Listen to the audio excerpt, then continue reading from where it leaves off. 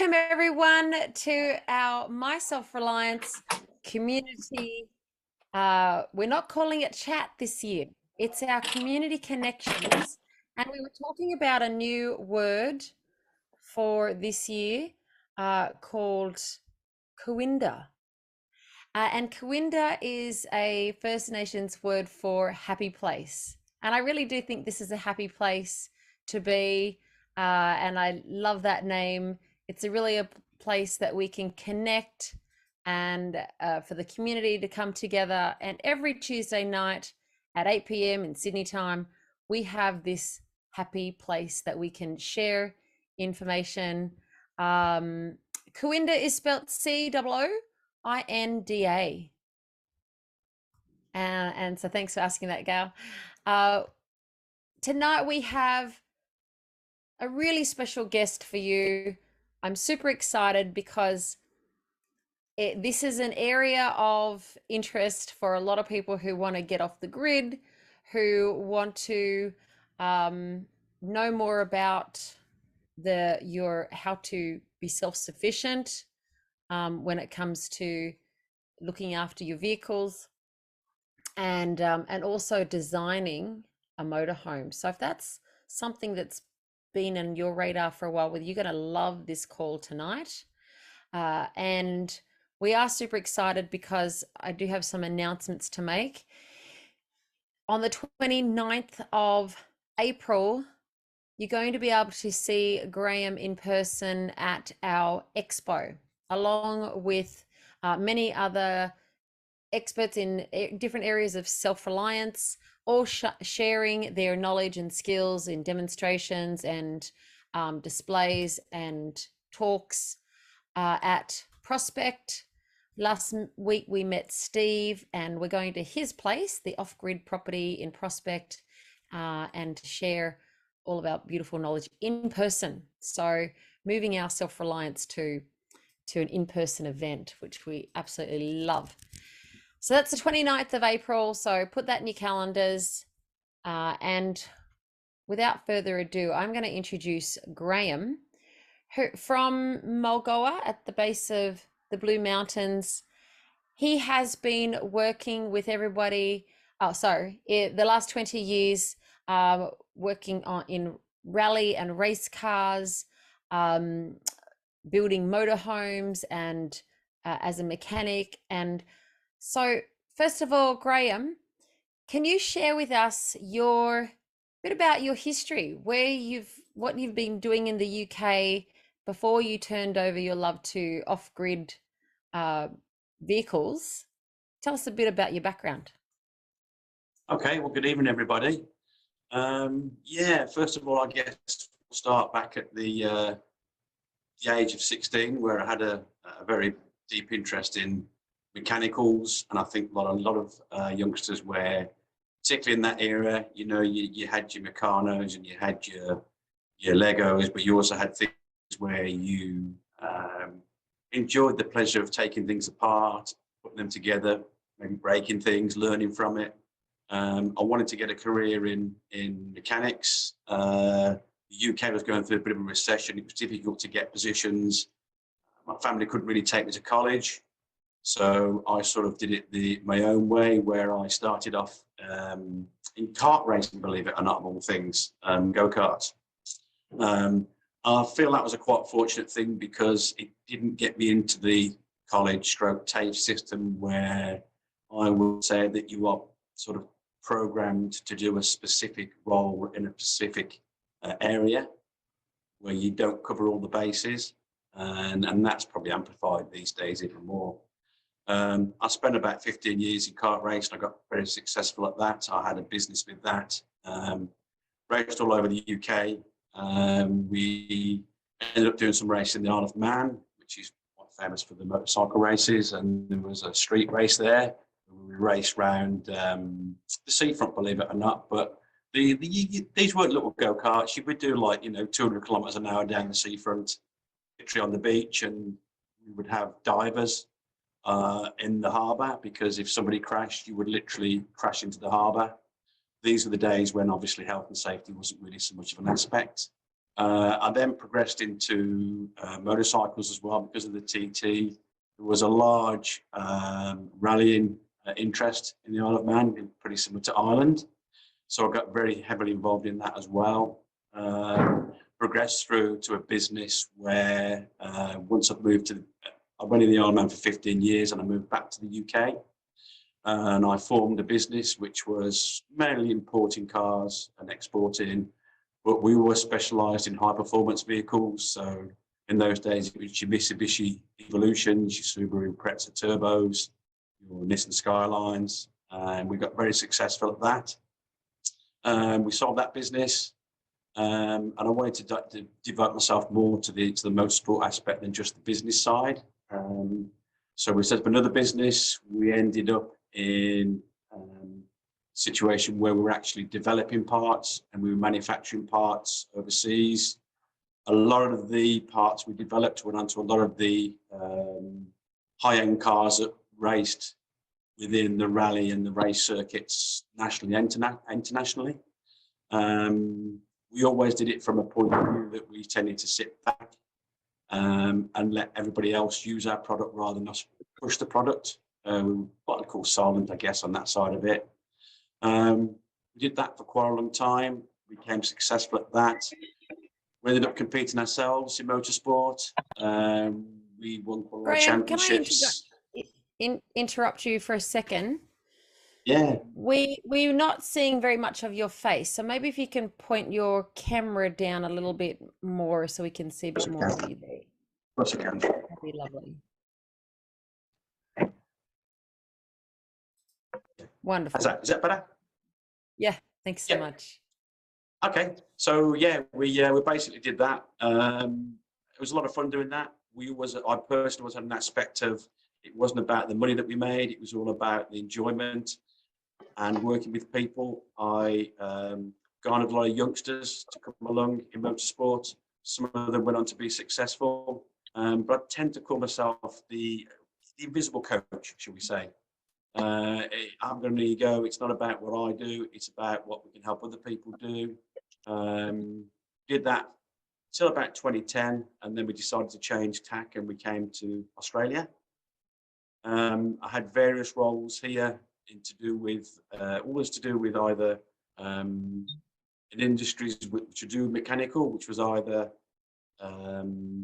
truck based or vehicle based or car based. And I always felt a little bit disappointed in what was offered, because everywhere you would go, people were only interested in the what we call the ROs, which is the repair orders. So it wasn't about how you could fix something or how you could get somebody going, it's how much profit, right?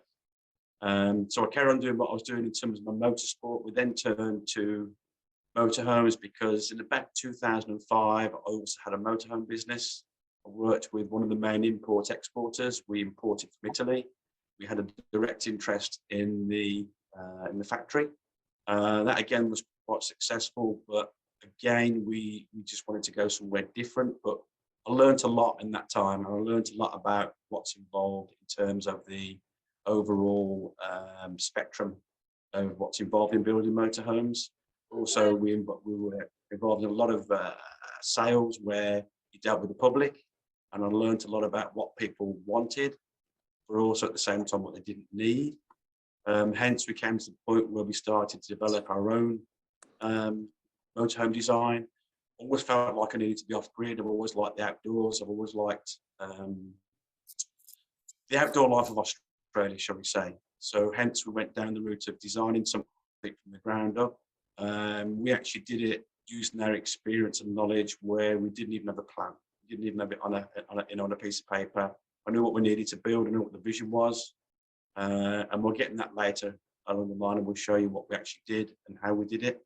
But also, it's about showing people that your imagination is your own limitation. If you want to do something, you can do it, but you have to believe you can do it.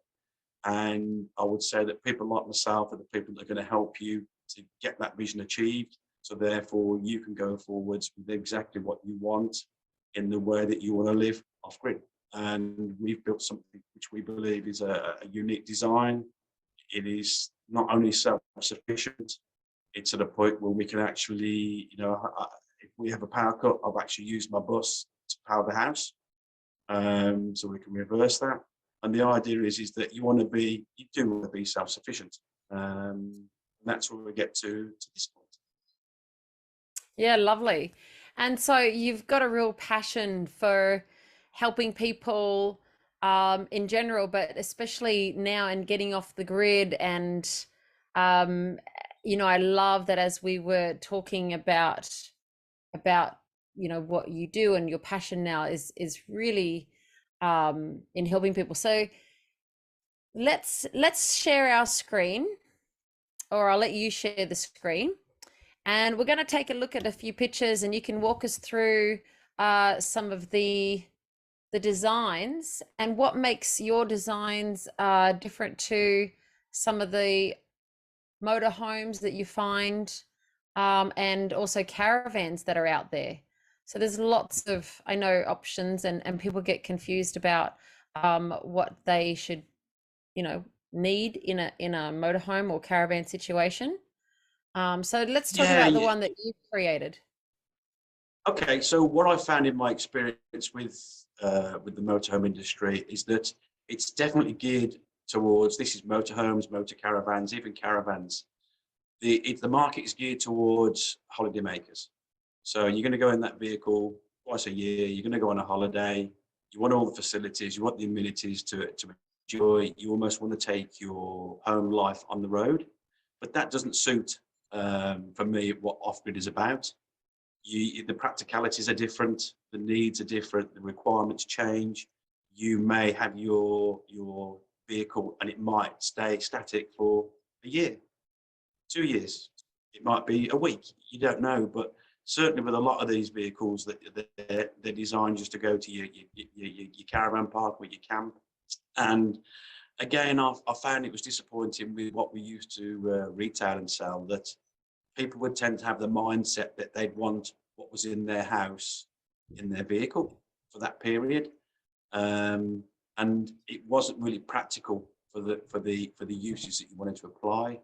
So we decided to purchase a Mitsubishi Rosa bus. From the initial build, it was personalised. So when I say it's personalised, the bus is actually called Charlie, which it's named after my wife's late father, who was Australian, hence we're here. But also we put a lot of personal things in there. So a lot of what I call the main internal fit outs, we decided to put personal touches. So you can probably see on the first picture there, if we take the first right-hand picture where you've got the roof in there. My wife's mother was a long life member of Lancashire Cricket Club. So before we started, we actually coated all the internal side of the panels that you don't see in linseed oil, like a tribute to her, really. And then we went from there, where we added all the personal touches. And it's definitely, you find that once you start that process and you get the imagination going, then that feeds the rest of it as you follow down the line. Okay, so, and there you can see the initial fit out, you can see the initial bus, you can see the little dog there who's enjoying himself. We're at the stage where the first thing you'd be doing is you'd actually be taking the internals apart. That's when you're going to be looking at all the mechanicals, where you would basically, so we'll go to the next slide and show you that.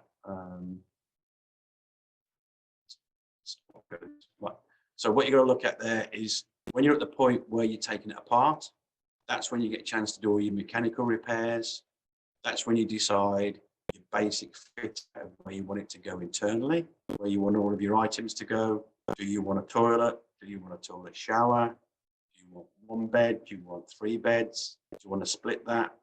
And basically, we realised pretty quickly that the lifestyle of a bus is almost like a house where it's a studio flat.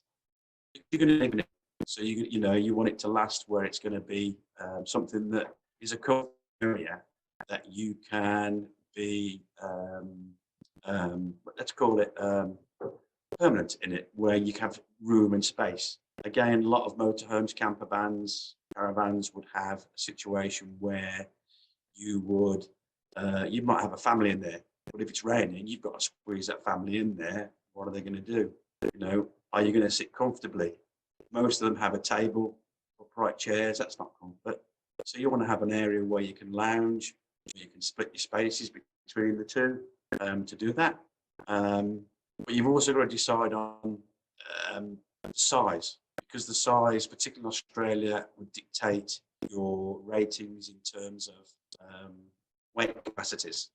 Now, once you go over 4.5 ton, you literally are onto heavy goods licenses. So medium rigids, heavy rigids, and what you do is then you got to think about, do you want that license? Do you want to carry that extra weight? Do you want the expense of doing that going forwards? But of course, the bigger the vehicle, the bigger the option that you've got. But that doesn't mean to say that you could get a small van. You could do exactly the same with the van. The difference perhaps is that you'd emphasize more on the outside lifestyle than the inside lifestyle, but you still make it that you've got a comfortable area. And that's probably one of the key things I would say I would consider. It's very important. And you go forward to the next one where we look at the initial bus that we purchased. There you can see the bus as it was. Now, if you're going to go ahead with something like a bus, there's actually a lot of work in terms of taking the interior apart. All those seats that you see weigh probably 25, 30 kilos. So you've not just got the removal of them, they are fixed with seat belts that if there's an accident, the occupants are going to be safe or at least protected. So they're very rigid, they're very well secured in the floor. But then you've got to think about obviously the disposal. You can see there on the right hand side where we've just started to pull out the interior. And then while we're at that point, you can see we're also just doing mechanicals where we've taken the dashboard out, attending to wheels, brakes, discs. So that's your first sort of step you do going forwards. Then we're at the point where, as you can see again on the right hand side, that's with the interior stripped out. Now, bear in mind there's a lot of work to get to that point because you have to unpick what they call the spot welds on the floor to get to your flat point, which is a lot of grinding, a lot of cutting, maybe a little bit of welding in there. But again, you're at that luxurious point then that you've got the bottom of the vehicle exposed. So you can do anything maintenance wise, mechanically wise, but also if you want to add things like underfloor tanks, or say your water, or you might be putting some solar in there, or you might add extra fuel tanks. This is a time when you can consider adding them because you've got the accessibility to do that.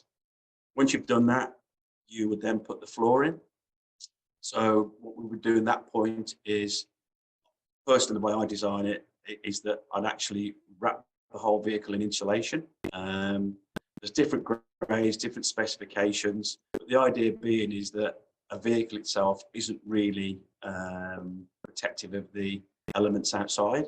So the more that you put insulation in there, the more you're going to give yourself the comfort in heat, because it will keep the heat out, but more importantly, it'll keep the cold out when it's cold, because you're actually creating almost like a refrigeration design where it's insulated. Then you put the floor on. You can probably see on the right hand side there, up on the roof where we've put the linings in, but also you can see where the linseed oil is, where we've laid that out. This is where the point where you start to think about your actual overall design, where you're thinking about you've got your walls in the same way you would with the house. You've got the exterior of the house built. You've got an empty interior. This is where you can plan your spacing, where you can do your measuring. You can work out what things will fit, where they will fit. There's definitely an aspect of drawing things out. So you would draw things on the wall. You would draw your beds on the floor. You draw your cabinets. You can obviously rub them out and do it again. So you're not actually installing things. You're working out your spaces, how much room you've got, each different area that you need, how much for your beds, how much for your bathroom, going forwards. Then you're at a point where there you can see we're at the start of the fit out, where we're actually getting to the point where we can start installing interior parts. Sink. When we did this one, we called it the Bunnings bus.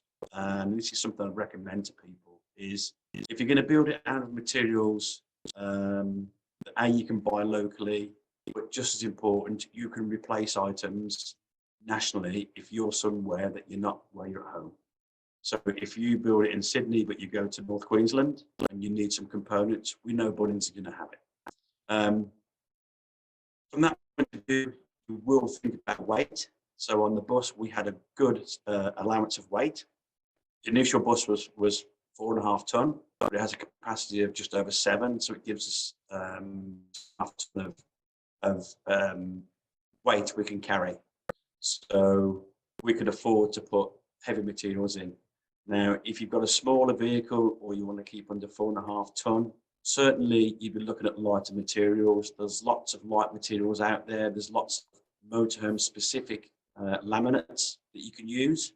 But again, that's something that you would work out by actually working the weight of each item and weigh it as you go, so you calculate what you're putting in there.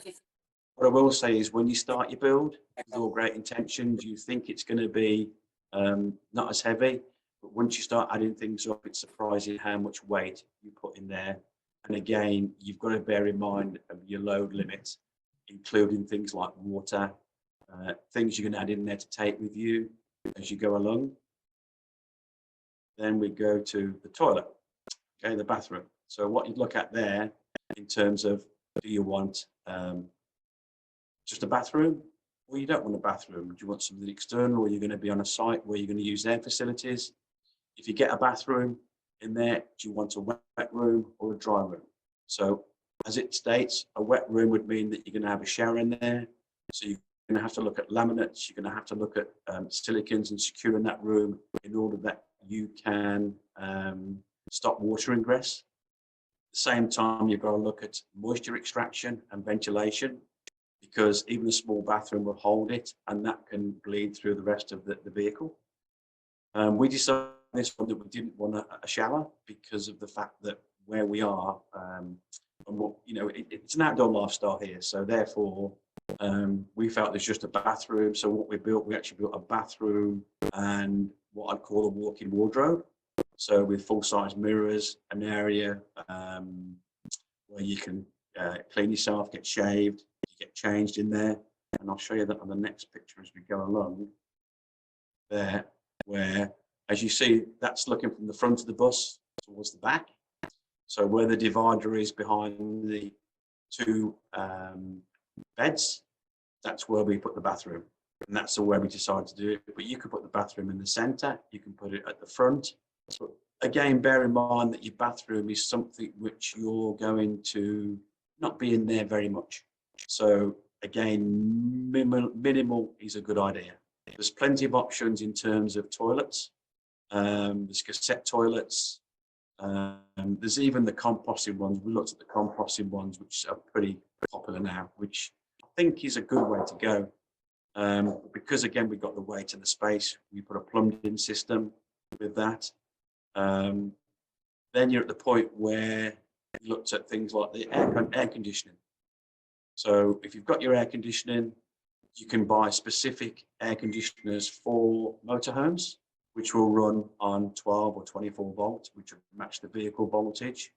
But because we've got a good solar system in there, we decided to go for a house style air conditioning system, which gives us more control, more cooling, and the ability to leave it on a regulated system, because these days they're what they call inverted. And what that means is that they use less voltage, so they don't drain the power as much going forwards. So the other thing to consider is your, as you can see there, is your voltages, as I said, is important. The bus is 24 volt, so most of the system I run is 24 volt. Now, I'll cover that in so much to say that most house components don't run 240 volt. They will run a power reducer. So we run a Google system in there, Google Home system. And as it happened, the Google Home system actually runs off 24 volt DC. So therefore, there's no need to have it run off electric sockets. And again, it's less power consumption doing it that way. Materials are always a consideration, as we said, what you're going to use. you've got to decide if you're going to use an external and internal hookup, i.e. whether you're going to just be self-sufficient and just run off your batteries or run off your solar and batteries, or you can have an external hookup where you would run 240 and something that you can actually plug into your caravan park to go with that. And that's where your power inverters come in, which are very important. I would always say that you spend as much as you can afford on your power system. And certainly, and I don't mean disrespect with this, you don't go Chinese. If you can, you go German. Because the last thing you want to do is spend all of your hard-earned money building this bus and it goes up in smoke, which does happen. So the secret is quality wiring, which can be expensive, quality inverters, and again, your media systems, your communication systems, go for the best that you can put in there, because they'll pay you back in future, because they'll also last and they're robust. I've seen many a time where we've sold motorhomes and people have done conversions, and then they've caused all sorts of problems down the line because excuse me, something has failed down the line, which was a cheap component, and it could be a $2 component, but it can cause so much damage and then so much rectification to do that as you go along. Okay, you can see there that we've got the flooring. Again, that's a Bunnings 25-year guarantee laminate floor. You can get them in all sorts of designs. They're not too heavy. They're quite easy to fit. It's the sort of thing you'd fit in your house, in your kitchen, or in your bedroom. And there's that many designs to go with there that your options are sort of limitless with that. Now, what you'd do is you'd look at the slide. Sorry, it's the one where it's the finished result. Now, that's what you've. If you sort of look at that as a finished result, it looks. I think it looks wonderful. It is beautiful. But to go from that point, okay, from that point to that point, you've got to bear in mind the time scale. So if you think you're going to build this in 3 weeks, then you better reset the button, simply because that's not going to happen. Now, we are in a situation at the moment where supply is difficult. So if you're going to get something where you're going to build something like a bus or a van, the secret really is to know what your components are going to be and purchase them as soon as you can, or at least place your orders, because you could end up with the point where you're at this stage of the build where you're ready to do things, and then you're held up simply because there's a delay in getting your components. And I've seen this in the last 6 months, where that's sort of increasing. Obviously, things like lithium. So we've got lithium batteries in there. We've got 8 kilowatt capacity with 5 kilowatt solar. So it's pretty powerful. But from when I did this, the lithium prices and the solar prices have increased exponentially. So that's another consideration. But I would still say that lithium is the thing to go for, because it's more compact, it holds more power, it lasts longer than any acid type battery. It's also safer because it gives off 0 gases. Now, when it comes to things like the beds, which you can see there, like I've showed you. So on the right hand picture, you can see that's the beds we chose. We actually chose 2 single beds rather than a double, for ease of getting through between the front and the back of the vehicle. And they're truck beds. I can put you in touch with people that can supply those. They come in various sizes, comforts, fit outs. On the right hand side at the bottom there, you can see we've actually got a granite sink in there. We've gone for the luxury of doing that because we can afford to do that with the weight. So again, whatever you want to do in terms of your design, it's just, as I said before, it's your imagination that goes with that. Again, with the toilet, we've got a swivel toilet there. It's electric flush. The cassette empties from the outside, just like you would on a caravan, and that runs off the water tanks. So the water tanks we've got on that picture there, you can see the 2 beds. Both beds lift up, and both those beds give us a lot of storage underneath, and both hold a 70-litre tank of water, which are split and they join together. So we've got 140 litres of that. We then run it through a filtration system. Now, again, filtration systems have become not only more important because we all realise what's happening with the water systems and the mains taps. So there's a lot of osmosis type systems you can get in there where you can actually filter your water down to 0 if you want to. And they're not too expensive to do that. They're not too complicated to fit. Underneath there, we've also got a 10-litre 2 kilowatt hot water tank. So we've got hot water provisions in there as well to run off that. The refrigerator that you see is a 24-volt DC fridge, so it matches the voltage of the bus. So again, you're not having an inverter issue where you're draining more power to drive it. Again, they come in different sizes. You can also get remote refrigerant units that can run under the vehicle, so they run more silently, although the modern ones like that fridge do run pretty quietly anyway. You know, and you can see it's right next to the bed, and it can be on, and you're not getting noise out of it in the same way that you're not getting noise out of the aircon system. And then with the finished one there that you look at, so as you walk through it, the entrance to it would be on the right-hand side. You've got dividers there, which are all in solid wood. Again, you choose the type that you want to go with it, using the Bunnings idea. Now, one thing I would say is, like everything, materials is key. Now, it's not just materials for the floor and the walls. There's another aspect, which is the materials for bedding, materials for your sofas or your seats that you're going to have, because you've got to bear in mind the fire aspect as well. Now, there's a lot of stuff that you can get out there, which is fire safety rating. So everything that we've purchased in there is exactly what you'd buy for your house. And bear in mind, everything in your house has to come to a certain Australian design standard anyway. So you're covering yourself on that as you go along. Now, when we come to the exterior, you've got an awning option. You can also add to the awning and make it into a privacy room. That's something which again is personalized, but we decided that we went for a large 6-meter awning simply because once you put your privacy sides on the front, you've got an extra room that is actually bigger than the interior.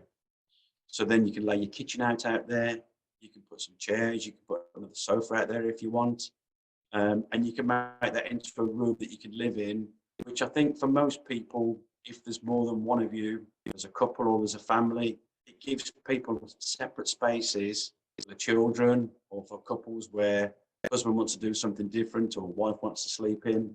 You've got that extra space out there to do that. So I'd always consider that your outside space is just as important as your interior space.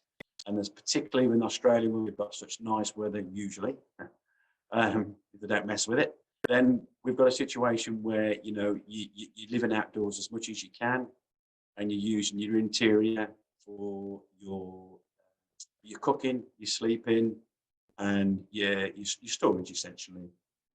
Going forwards, I would also say that there's a key aspect to consider when it comes to the driving of the vehicle. So you've got to think about weight distribution. So that comes into your planning, where you can actually put items, because front and rear axles have a low rating. So you don't want to put all your heavy items at the front and you've got no weight at the back. It makes a huge difference in the handling. Those are the sort of things that I'm happy to advise people on and help them with in terms of doing that. I also have the contacts and the network to get vehicles changed over from use. So obviously that was a bus. It's then converted midway through, when it's just a floor in there, it gets converted to a large van with windows.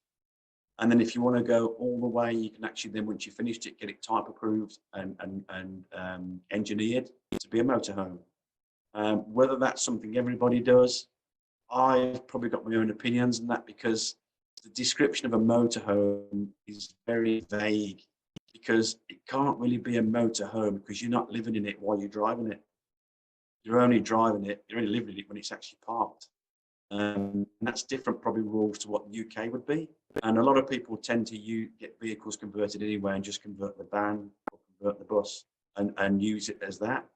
What I would say though, it's always worth getting everything checked and certified, particularly things like electrics, plumbing. And those are things, again, I can put people in the right direction to get those things sorted out. We'll certainly give people advice on how to do that. Now, one other thing we will cover is gas or electric. So everybody thinks about cooking, and of course it's a vital thing we're all going to need. Now, what I would say is that personally, we didn't go gas, and I wouldn't really recommend people to go gas because there's a lot of engineering involved in gas. There's always a risk that if your gas system leaks in the bus, that you can get you can get gassed basically, which I have seen happen with people. So if you keep it simple and you keep your power source running on, these days again, there's a lot of options. We use the small little 2000 watt plates, which run off 240. They're very efficient. They don't really drain much. And it also means then that you can use it inside the vehicle, or you can use it outside. So we tend to use it outside. And of course, everybody likes a barbie. So you can take your barbie. You don't need a certification to take your barbecue with you because you're going to be using it outside. All you're doing is that you transport it, and it takes it from there, really. Now, one more thing I will cover is obviously capacity. You can see there where our air conditioning unit is mounted on the back of the vehicle and plumbed through. We run a trailer, quite a big trailer because I like to take my motorbikes, but the trailer's also got solar on it. So these are other considerations. If you're going to be living in the vehicle, it's a good idea to take a trailer with you. You might want to tow a vehicle like a car behind. A lot of people do that. So you've got to consider your initial vehicle purchase based solely upon how much space you need, but how much storage you need for the things you want to take with you. So always think carefully about what you think you're really going to need, because you'll find when you do get on the road, a lot of the things that you put in there, you'll realize that you either don't use or you don't need. So this is the time where you can think about making changes as you go along. Again, weight is a very big factor. Access to campsites. I find that the bus, 7 to 8 meters long, is probably your limit of what you'd want to have, because if you go to bigger, which you can go to coaches, you can go to large buses, you can even go to double-decker buses. The fact is, are you going to get it in that campsite? And they don't really like being there. And of course, the other thing is the fuel economy. The more weight you carry, the bigger it is, the more fuel you're going to burn. So sometimes I would say certainly less is more on that front. But look, there's a lot of things to cover. I hope we've given you an idea of what can be done. But I'd certainly like to say to everybody that your imagination's there. You know, if you want to dream and you want to do it, you can build it. And I have every confidence that every person that watched this video is more than capable of doing that build. There's not just myself, there's lots of other people around that will give you advice and fill gaps in for you.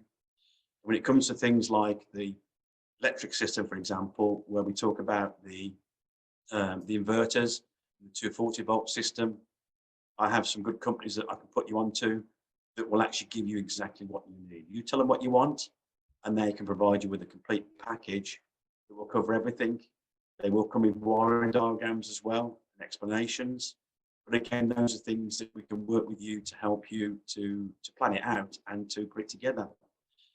When it comes to voltage and 240 volt, I would say most people can do the basics. Of course, you still need an electrician to make sure it's safe. But as long as you're not plugging it in and taking that risk, you can go to the point where you can actually start your own installation and you can put most of it in. And then you get somebody at the end of it to make sure that that's a safe system. So that's well within, I would say, everybody's capacity. It doesn't matter to me if you're 18 years old or you're 80 years old. There's no reason why you can't achieve that and why you can't build the vehicle of your dreams. And I'd like to see some people prove it right on that fact that can happen. So I think it probably covers the basics. Yeah. Oh, it's wonderful, Graham. It's very exciting. And so I guess the question on everyone's lips is, how much does something like that cost when you think of buying the van to start with and then you're refitting it? What Okay, kind of dollar figure are you thinking? Okay, so like everything at the moment where prices have exponentially gone up, because it's becoming a very popular route to do with these vehicles, they're getting more expensive. So you've got to shop wisely. I wouldn't say that the age or the condition is that much of a factor, because everything is replaceable. Even if they've got a lot of kilometers on them, you know, when you've got it to the strip down point and you've got a bare chassis there, maintenance can be carried out. A lot of people do that anyway, and something I did, where you would change components when it's a bare vehicle because you want reliability. You can buy something with 50,000 kilometers on it and it could break down at 60,000, and then you're into a big bill for an engine build, and nobody wants that, and you can't predict that going forwards. But of course, when you've built all your interior, then you've got to make sure you can get access to it. But I would say, in terms of the build to do it overall, if you're using things such as, like I said, the Bunnings route, which is your great starting point, you could certainly build something like that for probably 50, I would say. But again, it's how far you want to go with your internal desires and your capacities with your solar and your lithium. From when I built that, I would say those systems are probably gone up by 40 or 50%. So it's a large increase. Now I That's don't know if why. it was just me or if the sound broke just as you said the price. So I think you said around 50 to 60,000. Is that what you said, or is Yes. that? Yes. Yeah. Okay, Yeah. great. Yeah. Yeah. But bear in mind, if your initial vehicle costs 40,000, then that's going to increase it to like 80 or 90,000. If you get one for 15,000, then it's going to be a lot cheaper. And there's a lot of those buses there. Look, they're a popular vehicle for the schools. I know people that have bought them from churches. There's a lot of choice out there, and most of them are well serviced and well maintained, because they have to be, simply because they're carrying passengers. That's the one advantage. You don't get very many passenger carrying vehicles that are shonky. That doesn't happen. They've got to be to a certain standard. They've got to be inspected every 6 months. They've got to be maintained. And it's what people want to do. If you want to buy a small van, you can buy a small van for $5,000. You could do a basic conversion there, and it might cost you 15,000, 20,000. That's more than really? possible. So a lot of the price is in the actual vehicle that you're purchasing straight up. Yes. So can you, so we would get, I know there's lots of questions that people have, and I can see through the chat, Amanda's started a build on her caravan. Amanda, is anything that you want to ask while you have the expert with you? Or you're set with your vehicle? You're almost finished. Lovely. Hello. So yeah. I've been converting for about probably a year, just under a year.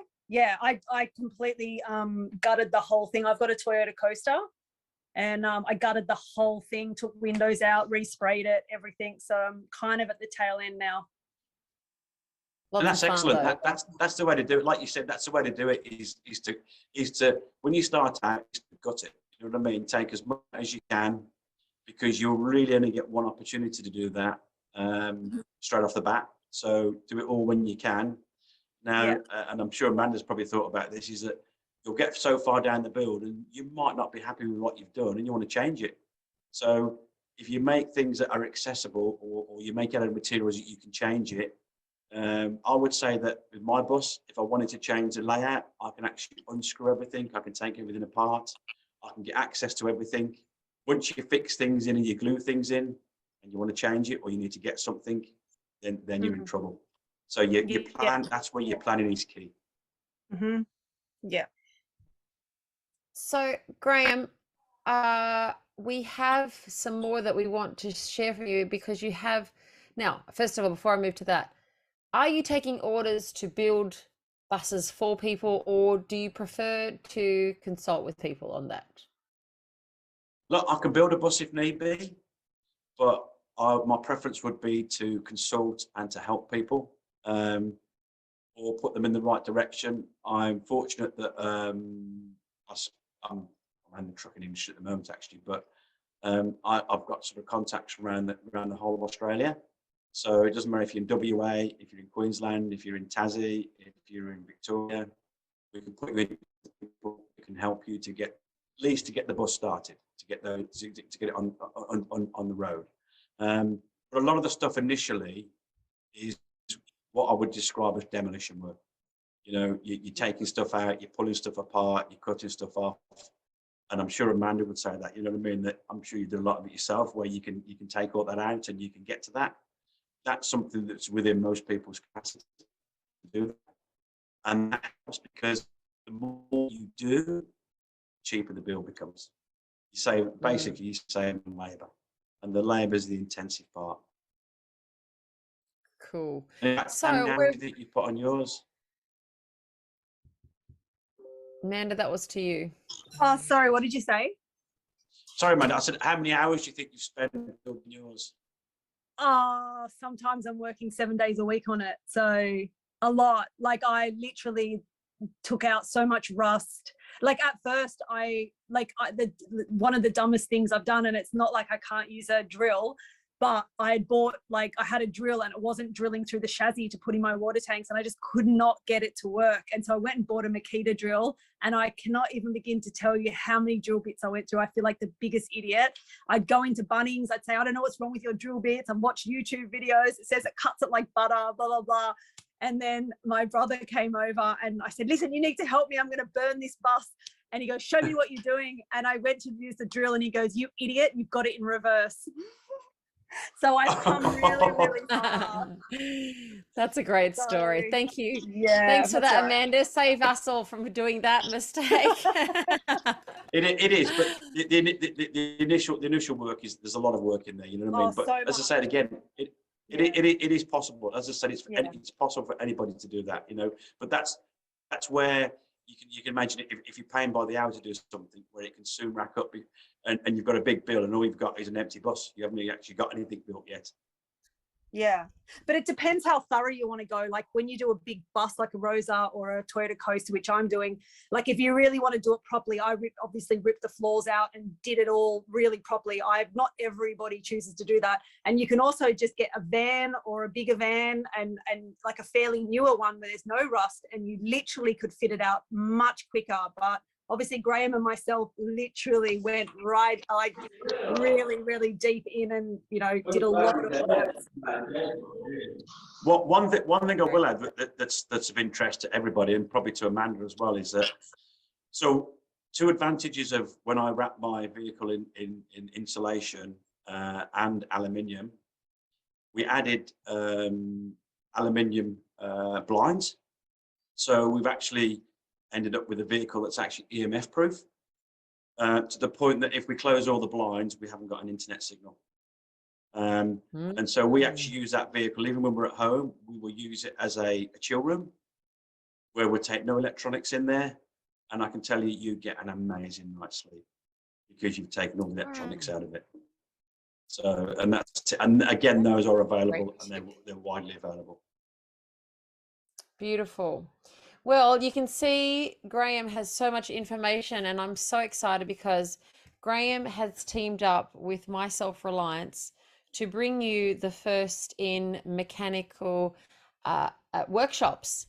So let's rewind your slides, Graham, and we'll go to the beginning, because Sure. we will be rolling out DIY mechanical workshops so that you can learn how to use the language that mechanics use, so that you don't get ripped off when you go get your repairs done at the mechanic. So share with us what you've got in mind, Graham.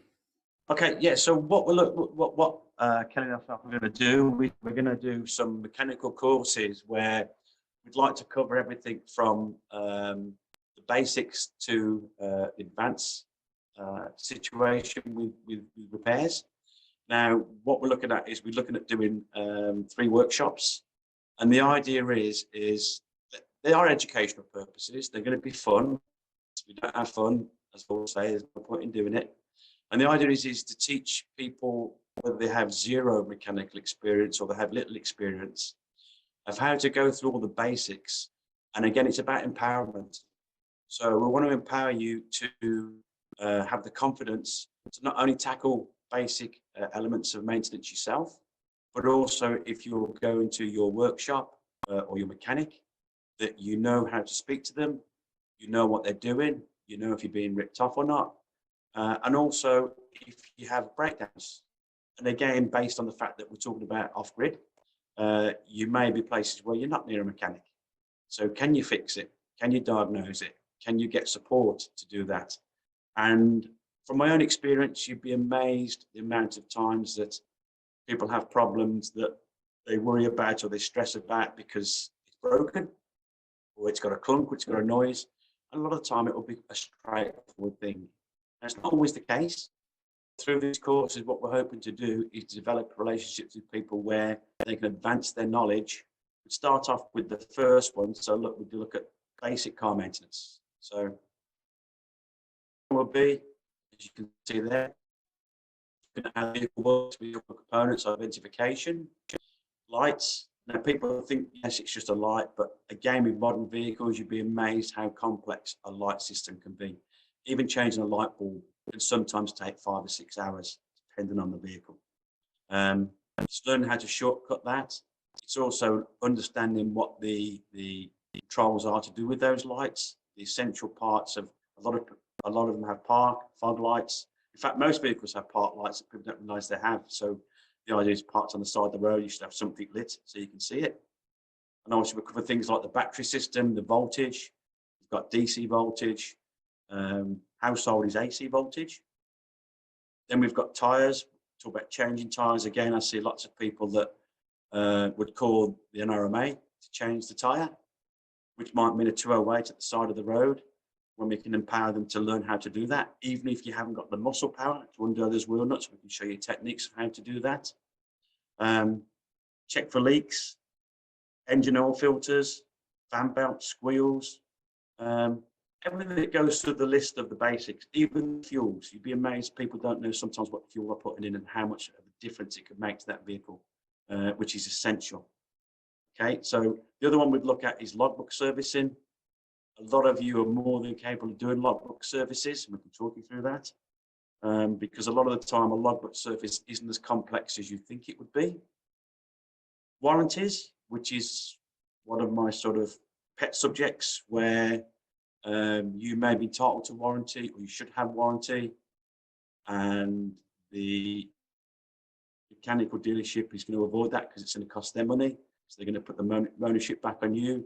So I can help with your rights in terms of what you're allowed and what you can claim for, and how to deal with it if they're refusing to help you out. So that would be what we call level 1 basic. Okay, level 2 would be an intermediate one where we're going a bit further, or people might have a bit more skill knowledge. So diagnosing, very important for everybody, especially if you're going to go to your dealership.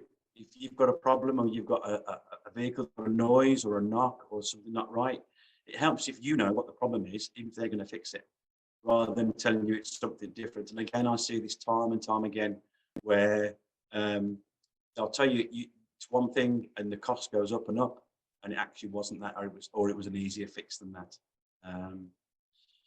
So the other thing is, when you come to the actual changing parts, if we're going to empower you to change parts, making sure that they're the correct parts for your vehicle. Again, a lot of people buy the parts only to come to fit them and find that they don't fit because they're not for that application of vehicle. And that happens quite a lot. And if your vehicles are off the road or it's up on jacks, then they're stuck. And again, if you're off grid, that could be a big problem because you might have to wait another week or two to get the parts. And in some cases, and it's happening in industries now, because of supply and demand, shortage of supply, should we say, some components can take 6 months, 12 months, 18 months to get. So your vehicle will be off the road for that long, waiting for that part to come in. So it's how to short circuit that system to find them from alternatives, or to get reconditioned parts, which is also a big factor, which can save you a lot of dollars. Servicing of components like brake discs and brake pads. How to use tools correctly, which is very important, and the safety aspects behind using the tools, so you don't end up hurting yourself and damaging the items, which could render the vehicle unusable again. Road tests, rectifications, and again, in the green area, disposable items, and how to maintain and get rid of those correctly. And also, again, how to discuss what you want from your mechanic, rather than they tell you what you need, which obviously is dollars. You tell them what you need, and how they're going to do it, and how much you're going to charge, and fixed pricing. Those sort of things come into it as well. And then we're going to do a third one. And hopefully people would like to do all three. As I said, they are going to be, you know, they're going to be quite intense in terms of what you're going to learn. I've got a passion for it. I've got motorsport vehicles here that we can look at and play with and use as an example. I've got vehicles that we can actually get hands on with. So I've got vehicles that are only damaged from the brakes, but that vehicle is just a demonstration vehicle, or a learning vehicle, shall we say. So you haven't got to do it on your own vehicle and make mistakes. You can do it on that one. And then the third one, which is the complex side of it, which is all modern cars now have electronics, they have computers. Some of the cars on the road have over 30 computers, and they all have to talk to each other all the time. And if one of those computers is not getting the correct information, it'll stop the system working correctly. So I can teach you how to read diagnostic codes. I can actually tell you how to get the code readers, which you can purchase, which aren't expensive. So at least even if you can't fix a problem, what you can do is you can know the code number, know that item, know what it costs. So then you can go to your mechanic if you're going to fix it and know what he's going to replace. Again, you see it a lot where people will just go there and it's got a problem, but they'll change several items and charge you for those several items, but that wasn't the problem. It was something different, or it was a small item. A lot of the electronics on vehicles are very basic in terms of what they do. For example, an ABS system, which is your anti-lock brake system, has sensors on the wheels. You could have that fail. Now, that wouldn't necessarily cause a problem initially, but if it comes up with a code, then you've got to find it, but it might be a $50 item. You know, so it's straightforward in terms of that. We could talk about resetting the vehicle computer brains, which most of them have to do. And I'm sure most of you have been aware or been in a situation where you've had a light come on your dash and you don't know what it is, or it tells you the car to stop, or it tells you to go to the dealers in a lot of cases now. Wouldn't it be great if you can actually read that code and know what it is, so you know what you've got to do with that? We can also cover older cars. We can cover diesels. We can cover carburetted vehicles. We're then going to look at gearboxes and drivetrains, and I can actually pull gearboxes apart and show you how they work, so you can understand the mechanisms of what happens. To me, I've always found that in an organic sense, all vehicles are made out of what we're looking at outside: the earth, the trees, the stuff in the ground. It all starts out, you know, iron starts out in the ground, so it's all got an organic element to it. So it's trying to understand that your vehicle is telling you something. If it's not happy, in the same way that if you've got a problem, if you've got a pain in your leg, it's going to tell you, isn't it? It's going to give you information. So we'll teach you how to find out where that pain is in the vehicle, and how to get to the source of it, and how to fix it. But not only to fix it, but also to give you the understanding that if you can't fix it, you can certainly go to your mechanic and find those problems and fix it. We'd cover things like the clutches and automatic systems. There's a lot of those complex ones now. Some of them can be reset, some can't, some can fail on the spot, but they're pretty reliable these days. Exhaust is another one. Exhaust also includes emission systems. So most modern vehicles have catalytic converters and what they call DPF filters in there in the diesels. So it's understanding those, but also understanding how you can clear them yourself, how you can make that vehicle run more efficiently.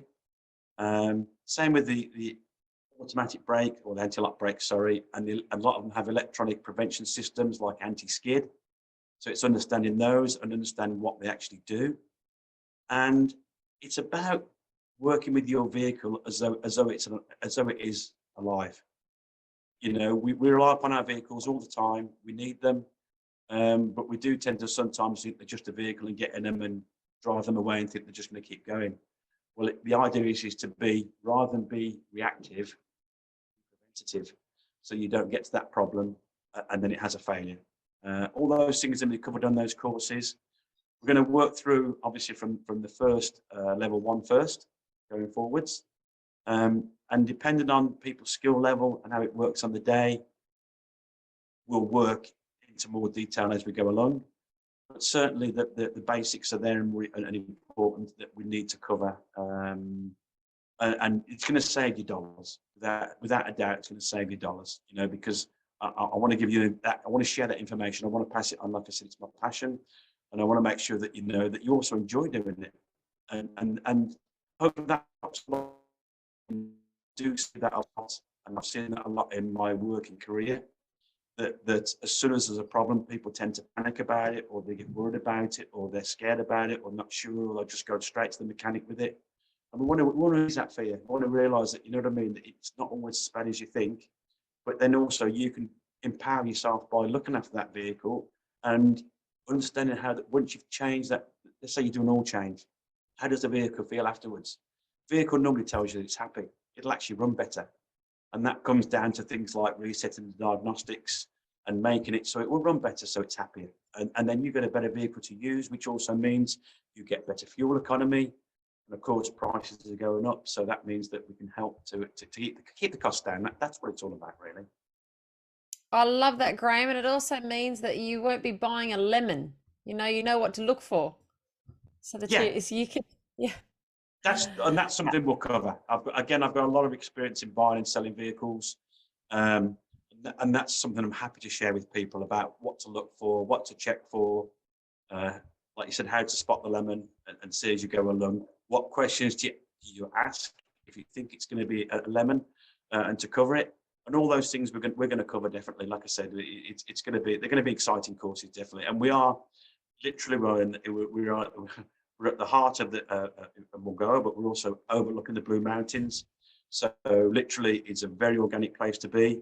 There's a spiritual element to it as well, that in the way that we do this, in that, you know, there's a good feeling, there's a good vibe here. We're in fresh air. We're in eucalyptus air, shall we say? Basis. Yeah, you really feel like you're off grid when you come and do a workshop with Graham. So you get that best of both worlds. Definitely. So. Yeah.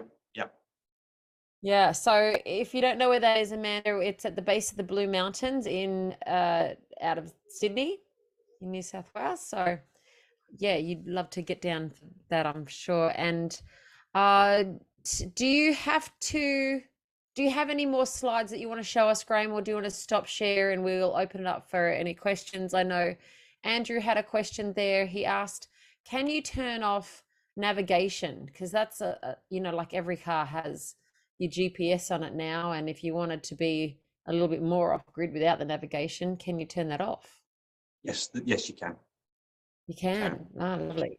There's ways to do it. It all depends on the model of the make and model of the vehicle, and in terms of how protective they make of that system. What's happened over the last sort of 30 years, as we can all imagine, like everything, like same as the phones, they want to put more limitations in there, which sort of either makes you have to go back to the dealership or back to the manufacturer to get something rectified, or they want to stop you from tampering with it. And those are things that we could discuss on the courses of how to do that rather than live. But yeah, fantastic. Yeah, definitely. So I'll get you to stop share then, and we can see you a bit better. Beautiful. So we had a few more questions. If anyone wants to, this would be the time you want to come off mute and ask a question. You're welcome to. Gail just asked about the EMF thing, which I was also interested in. I heard you say something about aluminium blinds, because I was thinking before you said that about, could you paint the inside of the bus with lead paint or graphite paint or something? But are you saying that with the aluminium, which the shell is made of as well, that by adding blinds and covering the windows, that actually makes the whole thing already basically EMF proof? Is that true? Yeah, you're right. So with all vehicles are what's called a Faraday cage. I don't know if you've ever seen the Top Gear programs where Richard Hammond went into an area where they actually fired the Faraday at it, and you can be in that vehicle and you won't get touched. So if you got struck by lightning in that vehicle, you won't get touched because it goes to Earth. So by nature, it's rejecting it anyway. So the more you put in there in terms of protecting it, the more that you can. I mean, look, there's plenty of insulations that are aluminium based anyway, that will add to it and restrict it. And then by adding the blinds in there, you're bouncing those frequencies back.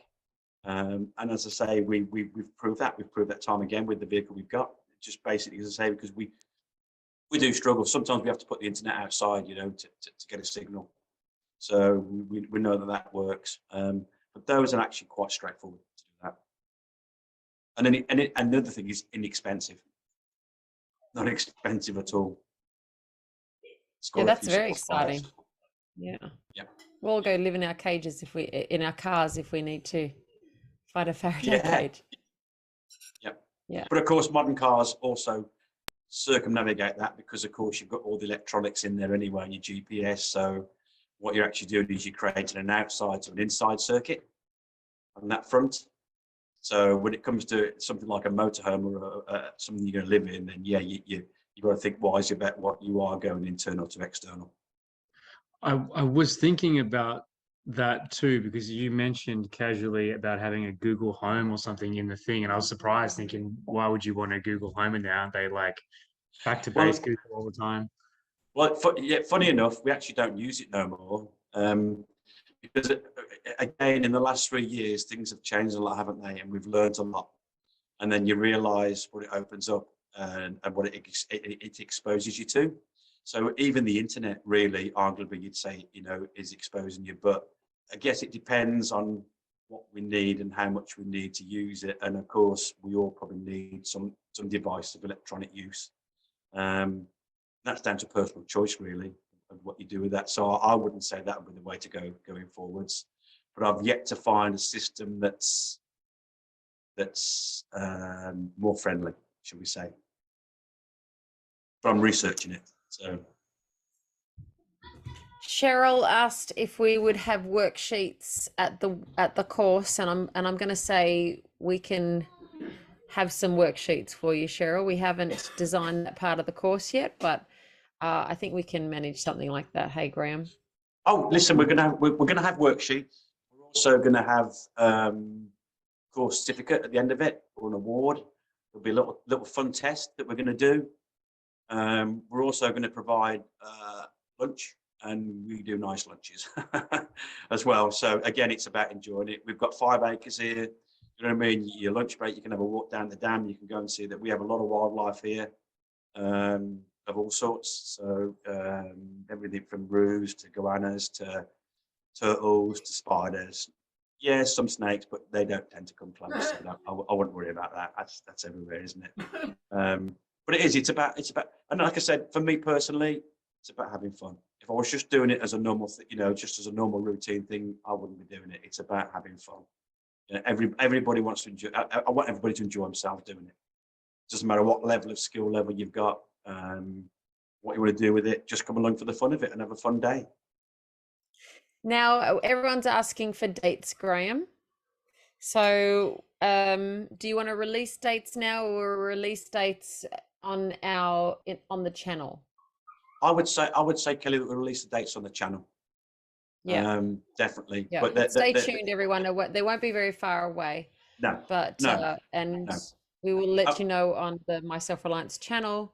I'm Yep. sure that's where you saw the promo, but if you haven't, if you've come via a different channel, then you definitely want to be on My Self Reliance in Telegram or My Self Reliance chat group, and you will see the and Food Store. So My Self Reliance and Food Storage chat group. And going forwards, we hope to do a roadshow as well.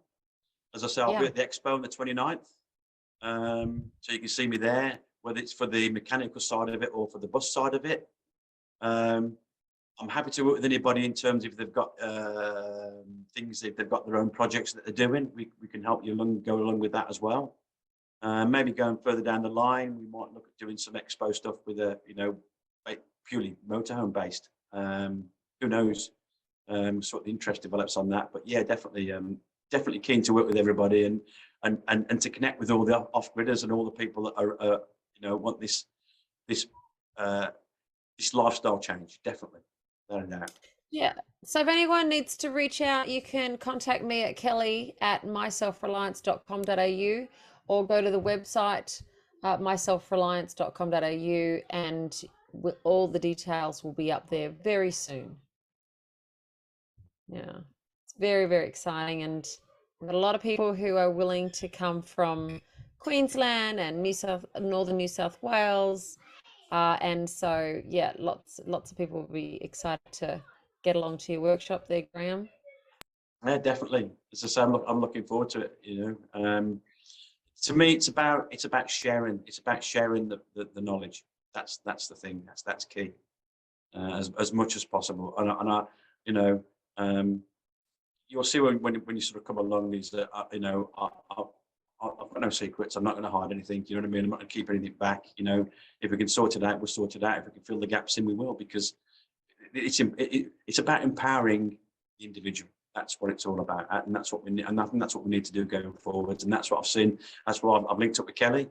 I think it's fantastic what she's doing, and all I've seen is empowerment people on their own all the way through, and I think it's brilliant. Yeah, brilliant. Thank you. Thanks, Graham. Thanks everyone for getting on tonight, and stay tuned for next Tuesday. I always have great guest speakers on, and this has been fantastic. Thanks, Graham. Okay. All right. Thank you. Thank you for watching. Thanks, Graham. That was fantastic. Okay. Appreciate it. Thank you.